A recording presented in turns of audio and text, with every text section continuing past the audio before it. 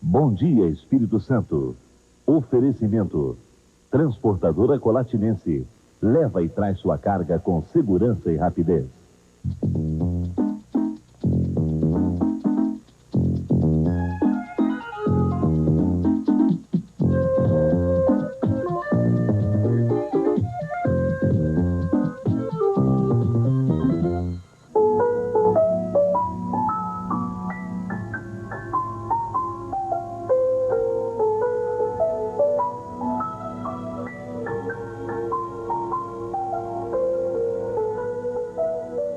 Bom dia. São mesmo um desrespeito às constituições federal e estadual os super salários de 180 servidores do Poder Executivo aqui do Espírito Santo. A opinião é do professor de Direito Constitucional da Universidade Federal e procurador do Estado, Antônio José Abicair. Ele garante que nenhum funcionário poderia ganhar mais do que um secretário de governo, e hoje tem um salário aí na base de 5 milhões de cruzeiros. Mas tem gente ganhando até 43 milhões por mês. E o que é pior, com o aval da Justiça. O professor Antônio Abicair está aqui no estúdio com a gente e conversa com a gente no final do programa. Ele já adianta que o governo tem como acabar com esses marajás. Basta querer. O Espírito Santo começa a correr atrás de fontes alternativas de energia para continuar crescendo. Hoje, 80% da energia consumida no Espírito Santo vem de fora e essa dependência só tem aumentado nos últimos anos. Agora, a Secretaria de Desenvolvimento Econômico quer fazer do Estado um Estado autossuficiente em energia, ou seja, um Estado que produza toda a energia que precisar. Já foi feito até um estudo que aponta 5 programas alternativos de geração de energia. O secretário do Desenvolvimento Econômico, Paulo Viváqua, está aqui com a gente e daqui a pouco explica que alternativas o Estado vai buscar. E o Bom Dia de hoje traz também uma entrevista com o diretor do Departamento Nacional de Abastecimento e Preços, Celsius Loder. Ele veio ao estado participar de um encontro de cafeicultores no norte do estado e diz pra gente como o governo federal pode ajudar os cafeicultores a vencer a crise. Tudo isso vocês vão ver daqui a pouco. Antes, vamos conferir as manchetes mais importantes do jornal A Gazeta de hoje. PC fez depósito na conta de Ana Scioli. Vale, Bozano e Unibanco compram CST. Marcílio, ajuste fiscal evitará a inflação. Metade da frota do Transcol causa poluição. Acusado atribui a motivo político morte de Edmundo.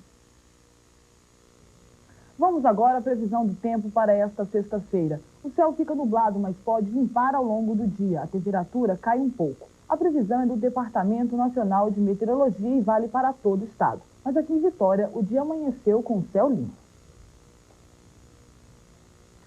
O governo ameaça intervir em hospitais particulares e filantrópicos que recusarem pacientes. Vocês vão ver ainda no Bom Dia de hoje. Até já.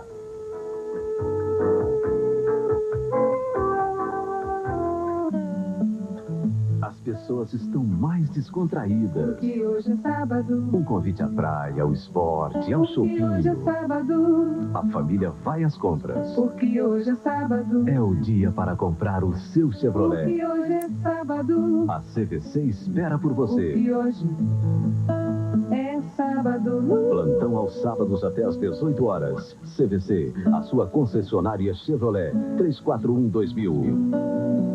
Bom dia,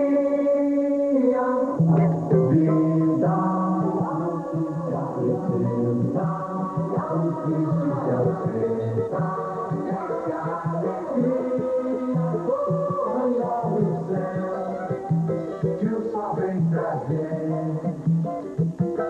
Bom dia,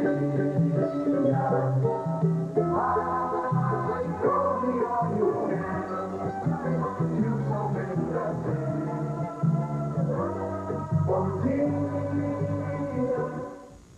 O Espírito Santo importa 80% da energia que consome, mas poderia não ser assim.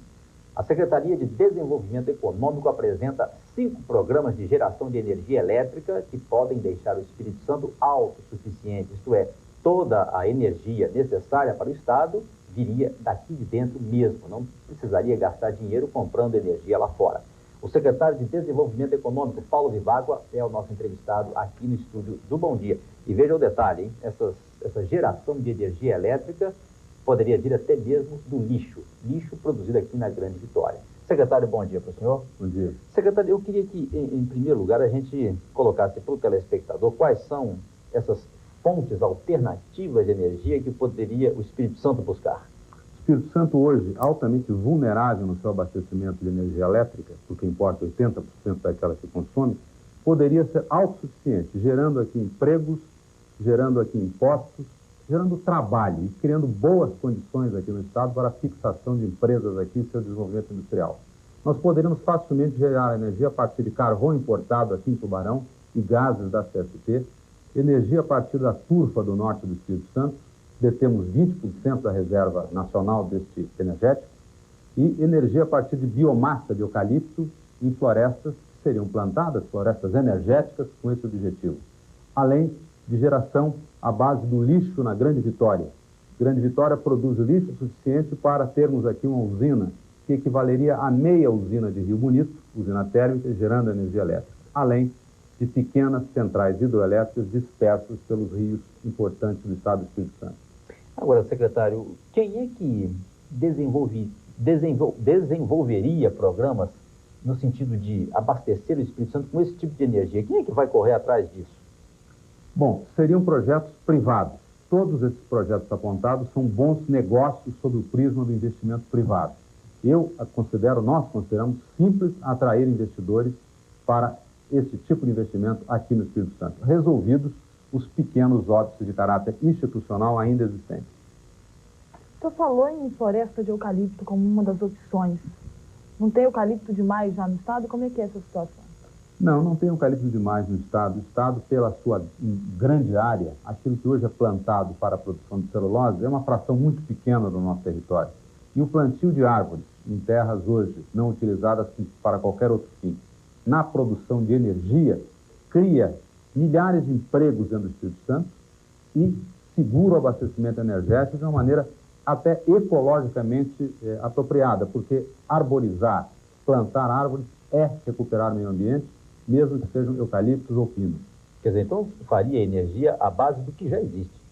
Seria energia à base de florestas de eucalipto a serem plantadas com esse objetivo, porque o que já existe aqui hoje está comprometido com vários programas, como, por exemplo, a produção de celulose. Então, quer dizer, tem que plantar mais eucalipto. Haveríamos que plantar mais eucalipto. Agora, secretário, quem é que detém tecnologia no Brasil suficiente para produzir energia elétrica à base de gases produzidos pela CST ou de carvão importado? Hoje, o primeiro mundo detém essa tecnologia. Essa tecnologia será importada. Existem processos hoje de queima muito avançados para a produção de vapor e energia, de ponta, e que estão à disposição de todos, e nós estamos recorrendo a esse tipo de tecnologia. E quem é que tem tecnologia para produzir energia elétrica a partir de lixo?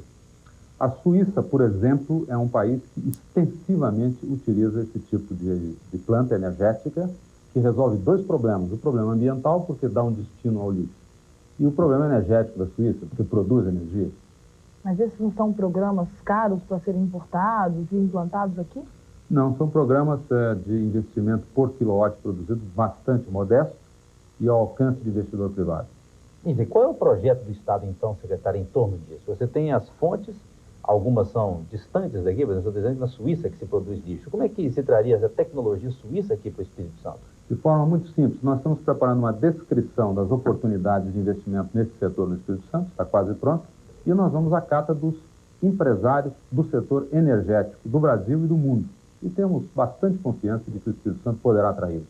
O Espírito Santo, então, não gastaria dinheiro com isso? O governo do Estado? De forma nenhuma. Isso aí serão certamente e necessariamente empreendimentos privados. Qual o tempo para isso ser implantado? Essas plantas todas, isso aí é um projeto que pode ser implantado com tranquilidade em 2 anos e meio. E quando o governo do Estado começa a correr atrás dessas empresas que detêm essa tecnologia?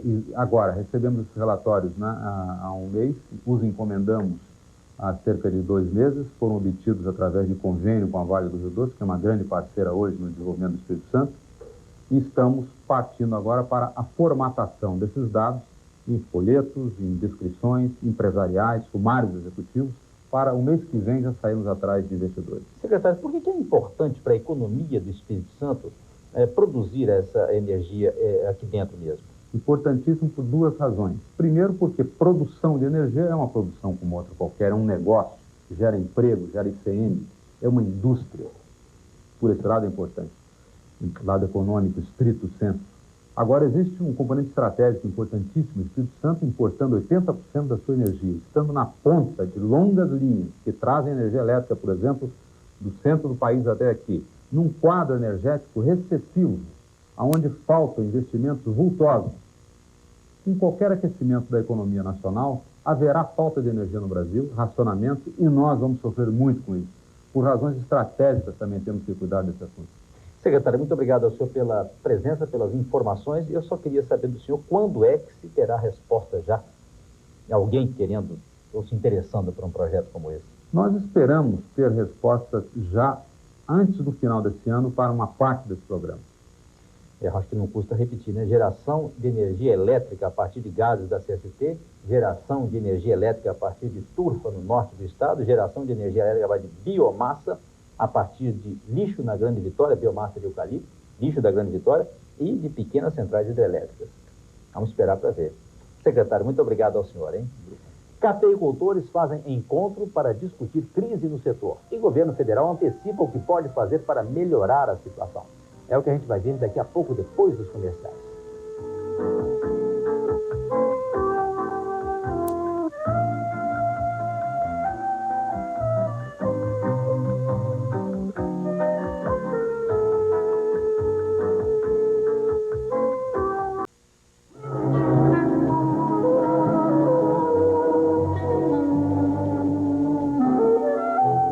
Hora da cotação do café. O mercado fechou ontem novamente em alta. A Arábica 4 foi vendido a 180 mil cruzeiros. A Arábica 7, 155 mil. O Conilon 7 com até 10% de broca ficou em 135 mil. E o 78 com mais de 10% de broca, 120 mil cruzeiros. A arroba do boi fechou o dia em 64 mil cruzeiros.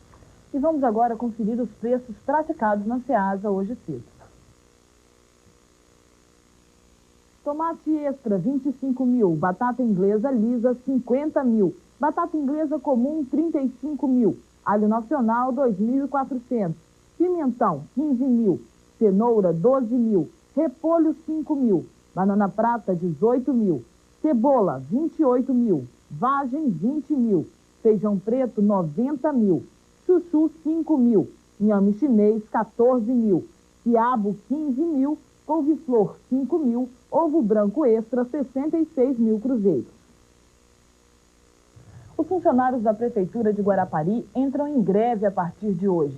Eles protestam contra o descumprimento de um acordo firmado em maio com o prefeito Benedito Soter Lira. Pelo acordo, os funcionários teriam direito a um reajuste de 46% de junho a agosto. E isso não vem sendo cumprido pelo prefeito. Cerca de 1.000 funcionários devem ficar parados. O PTB perde um deputado estadual. Foi Ricardo Ferraço que se desligou ontem do partido. O deputado disse que a saída do PTB foi para ele uma libertação política. O deputado vinha discordando de posição ou da posição adotada pelo PTB, tanto em nível federal quanto estadual. Agora ele fica sem partido pelo menos até as próximas eleições. Depois, garante que vai se filiar a um partido mais progressista. O secretário de Saúde, Luiz Alberto Tavares, ameaça intervir nos hospitais particulares e filantrópicos conveniados que estão sonegando leitos à população. Hospitais como São José, Santa Rita e Evangélico fecharam pronto-socorro e deixaram de atender os casos de urgência. O secretário admitiu que mortes como a do paciente que esperou por 2 dias uma vaga em CTI acontecem porque o número de leitos é insuficiente no estado. A única forma de aumentar o número de leitos é obrigar os hospitais conveniados a voltarem a atender os casos de urgência. Ele pretende encontrar uma forma de fazer isso nas próximas 48 horas. Vai ser realizado hoje em Barra de São Francisco o primeiro encontro de cafeicultores do norte do estado. O encontro começa às 9 da manhã no ginásio de esportes da cidade. A promoção é da Comissão de Política Agrícola da Assembleia Legislativa, que espera reunir 15 mil cafeicultores. O tema principal dos debates vai ser a crise por que passa o setor que tem hoje o menor preço de mercado dos últimos tempos. Quem participa desse encontro em Barra de São Francisco é o diretor do Departamento Nacional de Abastecimento e Preços, Celso Sloder. Ele diz que medidas o governo está tomando e que pretende tomar para ajudar o setor. Como o governo federal pode ajudar os cafeicultores capixabas a saírem da crise? Bom, no curto prazo, nós temos duas linhas de ação. A primeira delas, internacionalmente, através da negociação do novo Acordo Internacional do Café, que daria de imediato uma certa estabilidade no mercado internacional, portanto, permitindo que o mercado fique mais tranquilo e que os preços não flutuem muito. Atualmente eles não estão nem flutuando, eles estão caindo para baixo. E também através de linhas de crédito, seja para custeio, seja para comercialização. O governo, desde setembro do ano passado, já liberou 350 milhões de dólares para o setor agrícola e através de programas específicos que podem ser propostos pelos próprios agricultores, pelo próprio Comitê Brasileiro de Café, CBC, que é o interlocutor do governo nessa área. Esses programas podem servir para a melhoria da qualidade, da produtividade, para investimentos na cafeicultura, principalmente aqui no Espírito Santo, que é uma cafeicultura baseada em pequenos produtores. Nós podemos apoiá-los através desses programas especiais. Eu tenho notícia que o próprio governo do Espírito Santo vai propor um tipo de programa desse. E esses são no curto prazo, esses dois aspectos. Celso Sloder descartou totalmente a hipótese do governo fixar preços mínimos para o café. Ele disse que produtores e exportadores vão ter que aprender a enfrentar cada vez mais as oscilações do mercado de café. E correu tudo bem ontem no primeiro leilão de privatização da CST. Hoje o Banco Nacional de Desenvolvimento Econômico e Social ficou de divulgar a relação completa dos compradores da empresa. A Vale do Rio Doce e os bancos Unibanco e Bozano Simmons foram os maiores investidores. Cada um ficou com 15% das ações. No dia 23, outro leilão, dessa vez aberto também a empresas estrangeiras, põe fim à venda da CST. Governo do Estado pode acabar sim com os marajás, basta querer. A gente fala melhor sobre isso depois dos comerciais.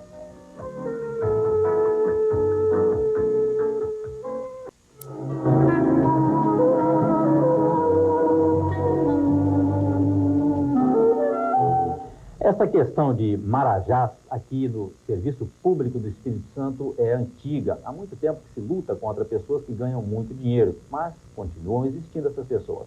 Há gente que ganha, por exemplo, até 6 vezes mais do que o próprio governador Albino Azeredo. Essas informações foram prestadas pela secretária de Administração, Lígia Pauliello, aqui no estúdio do Bom Dia. Agora, nós temos ao vivo aqui no estúdio do Bom Dia o professor de Direito Constitucional da Universidade, Antônio José Abicair, que é também procurador do Estado e advogado. Ele diz que basta querer, é preciso ter vontade política para resolver esse problema. Professor, bom dia para o senhor. Bom dia. Professor, me parece que o governo quer resolver esse problema, né? O que está faltando fazer? O que precisa ser feito para acabar com os marajás? O governo estadual editou lei limitando a remuneração dos servidores, a remuneração dos secretários. E também estabeleceu, em consonância com a Constituição Federal e Estadual, a relação entre a maior e menor remuneração. Ocorre que, após a edição dessa lei, o Supremo Tribunal Federal, que é o órgão competente pela própria Constituição de interpretá-la, numa ação de constitucionalidade proposta por magistrados, entendeu que o tempo de serviço, as vantagens de caráter individual não podem ser extirpadas, ou seja, essas vantagens individuais, somadas ao vencimento, têm de ser respeitadas, mesmo que ultrapassem os tetos, mas, os limites professor, de cada poder.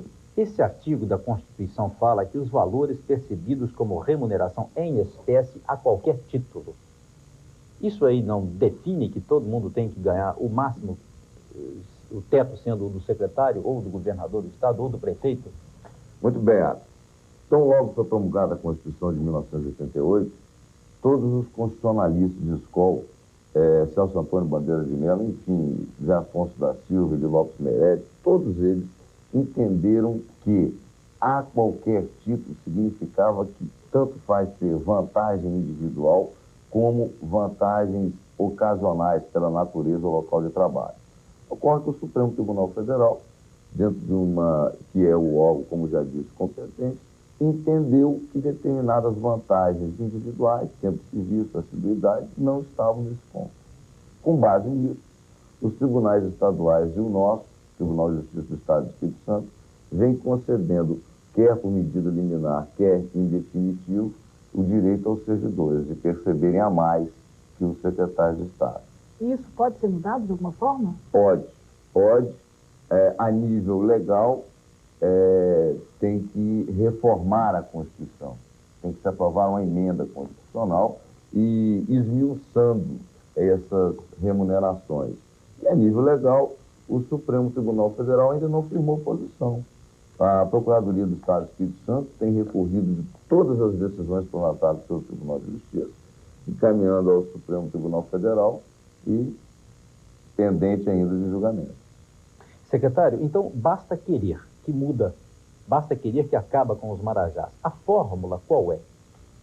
Primeiro, emenda constitucional especificando quais as vantagens que podem ser agrupadas ao vencimento básico ou não. Aí nós sairíamos desse conflito entre da mensagem do legislador constituinte e da decisão do Supremo. Então, uma reforma constitucional, a emenda à Constituição. E, a nível de judiciário, aguardar o pronunciamento definitivo do Supremo Tribunal Federal dos recursos interpostos pelos Estados-membros. Enquanto isso não acontece, o Estado continua pagando alto salário. O Estado tem que pagar alto salário, porque são salários concedidos por lei e por decisões judiciais garantidas. Agora, quando se fala em altos salários do executivo, é bom que se ressalve. Dentro de milhares de funcionários públicos, nós temos aí 10 a 15 que recebem uma quantia vultosa. Na verdade, a grande massa dos servidores públicos não tem nenhum salário poupudo que venha exatamente foi a Constituição. Foi exatamente essa questão que preocupa, pelo menos colocou aqui para a gente a secretária da administração. Enquanto tem gente ganhando muito mais do que ganha o governador, são 180 funcionários que ganham mais do que o governador. São muitos funcionários que ganham 30 milhões, 25 milhões, e tem gente até com 43 milhões de cruzeiros. Enquanto isso, os professores estão aí lutando para ganhar 530 mil cruzeiros por mês. Bem, professor, o que eu quero saber do senhor também é o seguinte: é um desrespeito à Constituição Federal pagar acima do que ganha o secretário, acima do que ganha o governador? Desrespeito ao governo estadual, o executivo não está desrespeitando, porque ele está sendo obrigado a pagar por determinação judicial. Portanto, não há que se falar em desrespeito na medida que o Poder Executivo é obrigado a dar cumprimento a uma decisão do Poder Judiciário. O que há, em verdade, é uma diferença entre a análise técnica efetuada sobre o texto constitucional e a interpretação dada pelo Supremo. Tecnicamente, a Constituição diz que a qualquer título não pode ultrapassar o secretário. Mas o Supremo, talvez numa decisão levando em consideração a justiça, ou seja, o cidadão que tem 30 anos, 35 anos, 25 anos de serviço público não pode ganhar o mesmo daquele recém-ingresso. Então, deferiu essas vantagens pessoais. Professor, só para encerrar então essa entrevista, o senhor está dizendo que basta querer, né? Quer dizer, tem que fazer uma emenda à Constituição. Emenda à Constituição Federal. E estadual também? Sim, mas após a emenda federal, nós então temos que nos adaptar. Então, quer dizer, é uma situação difícil, é uma coisa que a curto prazo não vamos ver. Basta sair do discurso e passar para a ação política. Está aí reforma fiscal e outros projetos estão sendo encaminhados ao Congresso. Basta efetivamente sair do discurso do Marajá e implementar esses limites remuneratórios. Professor, muito obrigado mais uma vez pela presença aqui no estúdio do Bom Dia e dando esses esclarecimentos para a gente. Muito obrigado. A gente encerra com o professor Antônio José Abicair, professor de Direito Constitucional da Universidade, advogado e procurador do Estado, esse Bom Dia de hoje da semana. Segunda-feira nós estaremos aqui de volta com vocês com novas informações e entrevistas. Bom dia e até segunda, se Deus quiser. Rede Gazeta de Comunicações, Colatina Canal 9. A seguir, show do Malandro. Logo após, show da Xuxa. De 17 a 19, festa de Guriri, com trio elétrico e banda Oasis, São Mateus. Dia 18, abertura da 7ª Copa de Futebol de Salão para deficientes visuais no Álvares Cabral, 6 da tarde.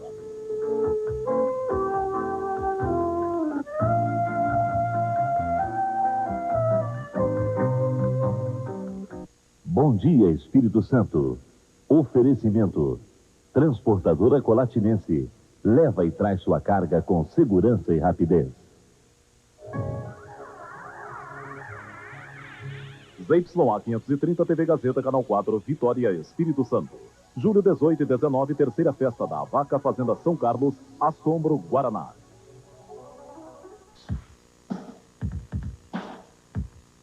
A materialização de imagens formadas no inconsciente. Realismo fantástico. Quadros do artista Nivaldo Mantovanelli. Até 18 de julho, no Espaço de Arte da Faciaschi, Linhares.